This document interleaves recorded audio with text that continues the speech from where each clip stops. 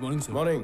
Good morning sir. Good morning. Good morning. नमस्ते sir. है ये वाली भी मालनी की है। Good morning sir. Good morning. ये मालनी की है, ये भी मालनी और ये भी मालनी की है। ये सब क्या है?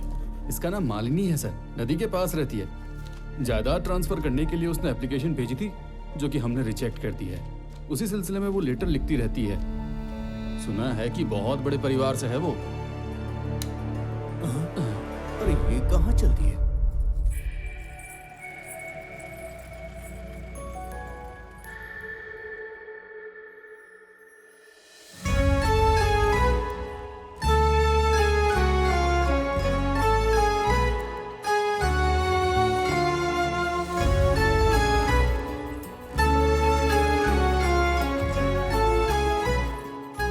रामा, कितने सालों बाद तुम्हें देख रही हूँ। क्या बात है, तुम तो जरा भी नहीं बदले। अंदर आओ ना। कोई बात नहीं, मैं यहाँ बैठ जाता हूँ।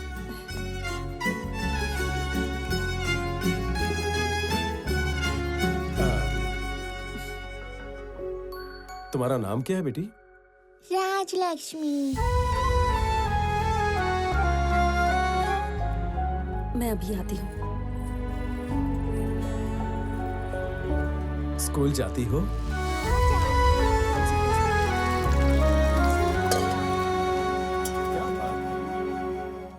Good girl. ये लो रामा। कैसे हो तुम? और तुम गांव कब आए? तुम्हारा एक बेटा भी है ना? अनंत कैसा है अभी? क्या हुआ, तुम चुप क्यों हो?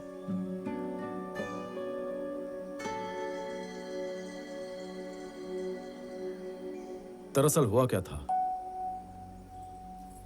बेटा, तुम अंदर जाकर खेलो।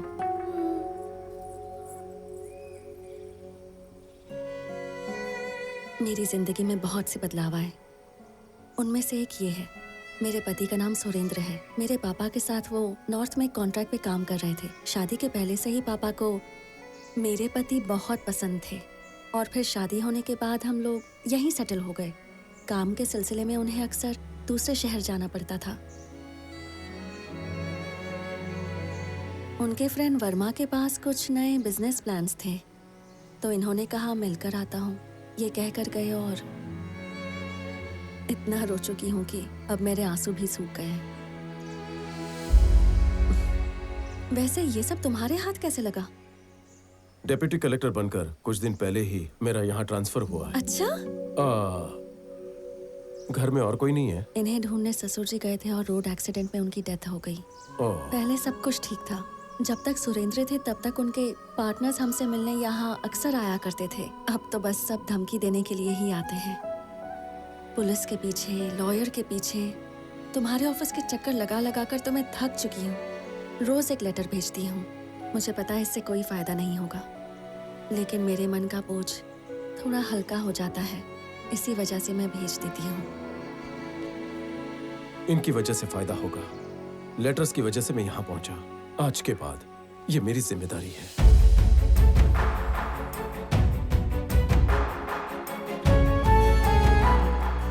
मैंने उसका दिल तोड़ा, उसके बावजूद मुझे अपने दिल में बसाकर मुस्कुराते हुए रामा मुझसे दूर चला गया था और उसने कभी मुझे कोई तकलीफ नहीं दी।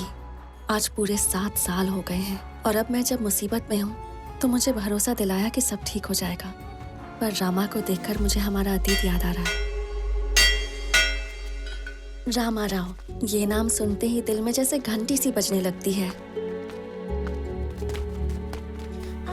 रामा राव जिस स्कूल में पढ़ता था वहाँ की लड़कियाँ अपना सिर उठाकर चला करती थी।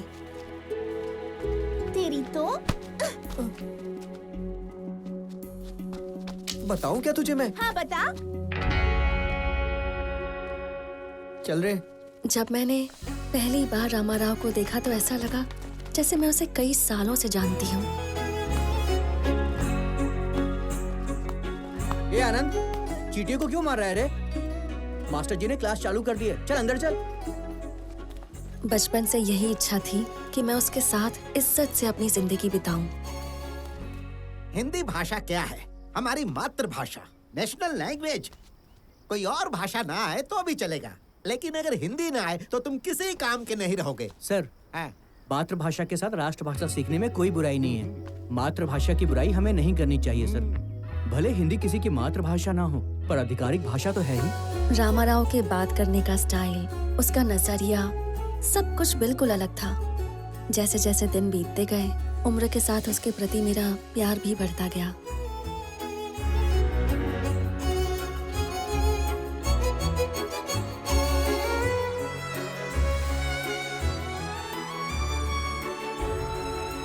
अब तक 2 बस जा चुकी हैं। अगर तुमने मुझे नहीं छोड़ा तो लास्ट बस भी चली जाएगी। अच्छा, लगता है जितना प्यार मुझसे करते हो उससे ज्यादा गवर्नमेंट जॉब से करते हो। दिल्ली चले जाओगे और फिर उसके बाद जॉब की ट्रेनिंग के लिए 4 महीनों तक यहाँ नजर भी नहीं आओगे और तुम्हें कोई परवाह ही नहीं। अब मुझसे बर्दाश्त नहीं होता। जल्दी से ये जॉब पक्की कर लो और फिर हम शादी कर लेते हैं। मुझसे शादी करोगे ना रामा? 3 महीने में टेस्ट, इंटरव्यू सब हो जाएगा। उसके बाद तुम्हारी मर्जी। ओके? तो तुम गांव कब वापस आओगे? आने वाली 25 तारीख को। ठीक है ना?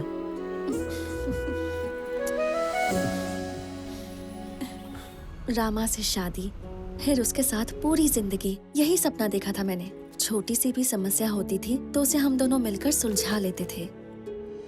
हमने जैसा सोचा था, रामा को नौकरी मिल गई। हमारी शादी की बात में कोई अड़चन नहीं आई। सब कुछ ठीक चल रहा था। लेकिन फिर एक दिन चल बेटा सीधे चल। इधर मैं कह रहा हूँ ना, सीधे चल। हाँ, ठीक है। रास्ते में दोस्त का घर पड़ता है, हाँ। उसके यहाँ चलना है। पता है उसको दुबई में नौकरी नमस्ते मिल प्रसाद गई जी। है। नमस्कार। नमस्ते बेटा। नमस्ते। मामा जी, आप कैसे हो? रामाराव, हाँ, सब ठीक है ना? मैं ठीक हूँ। अरे महालक्ष्मी, आइए बैठिए ना। लड़के वाले आ गए हैं, लड़की को लेकर आओ।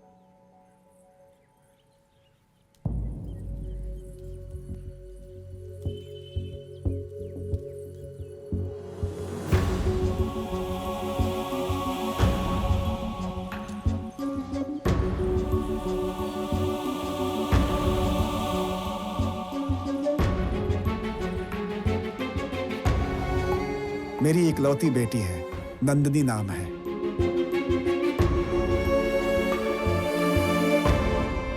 ये क्या पापा? ये लड़की कौन है? मालिनी के बारे में आप जानते हैं? जानता हूँ, इसीलिए तो लेकर आया हूँ। मालिनी की शादी हो गई है। क्या? ये क्या कह रहे हैं आप? मालिनी की शादी हो गई है? बेटा, हम ये नहीं जानते कि मालिनी ने किन हालात में यह फैसला लिया। हमारे मन में डर था कि यह सुनकर कहीं तुम्हारा दिल न टूट जाए, यही सोचकर तुम्हें नहीं बताया। अब अगर तुम उसे अपना लो तो हम सब के लिए अच्छा होगा। नहीं पापा, इसके लिए मुझे थोड़ा वक्त चाहिए। फिर उसके बाद आप जैसा कहेंगे वैसा होगा। या तो किसी की जान पर बनाई होगी या तुम्हें मजबूर किया होगा। कोई तो वजह होगी जो तुमने शादी कर ली। इसमें तुम्हारा कोई कसूर नहीं है मालिनी। हमारा प्यार हम दोनों के बीच की बात थी, लेकिन शादी परिवार की मंजूरी से होनी चाहिए। प्यार में फैसले 2 प्यार करने वाले लेते हैं, लेकिन शादी के फैसले बुजुर्गों के आशीर्वाद से होते हैं। क्यों किया, किस लिए किया, ये सवाल मैं तुमसे नहीं करूंगा। तुम्हें काफी दिनों से देखा नहीं था, इसलिए मिलने बुलाया। मालिनी, एक बार सर उठाकर देखो।